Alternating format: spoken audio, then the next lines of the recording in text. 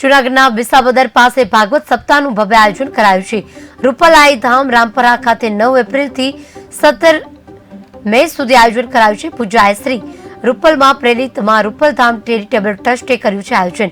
રૂપલધામ આશ્રમનું લોકાર્પણ કાર્યક્રમનું ભવ્ય આયોજન કરાયું છે। આ સાથે જ ગરબા અને ભવ્ય લોક ડાયરાનું વિવિધ ધાર્મિક કાર્યક્રમો પણ યોજાશે। ઇલેક્ટ્રોનિક મીડિયા અને વિવિધ માધ્યમોથી સંકળાયેલા તમામ પત્રકાર મિત્રોનું આ શ્રી રૂપલમાના સાનિધ્યમાં રૂપલધામ ચેરિટેબલ ટ્રસ્ટ આપ સર્વેનું હાર્દિક સ્વાગત કરે છે।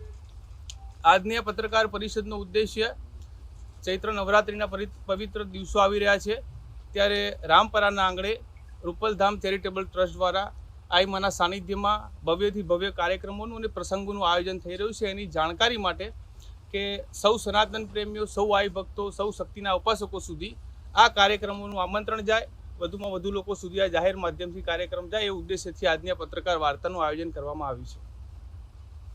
સૌ પ્રથમ વાત કરીએ તો અનેક કાર્યક્રમ છે, પરંતુ એની મુખ્ય હું રૂપરેખા જણાવું તો સૌ પ્રથમ 9 તારીખના રોજ શ્રીમદ દેવી ભાગવતનું શરૂઆત થશે। 9 તારીખથી 17 તારીખ સુધી 9 વાગ્યાથી લઈને 1:30 વાગ્યા સુધી દરરોજે શ્રીમદ દેવી ભાગવતનું આયોજન છે।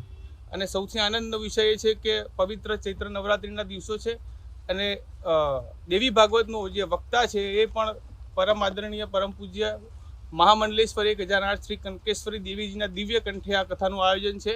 એટલે એનો શાસ્ત્રોની અંદર મહિમા પણ ખૂબ મોટો છે કે ચૈત્ર નવરાત્રિની અંદર દેવી ભાગવતનો મહિમા ખૂબ ઊંચો છે। ત્યારબાદ 10 તારીખના રોજ માં સોનલ વિદ્યા ભવનનું માંગલ પ્રારંભનું આયોજન કરેલ છે।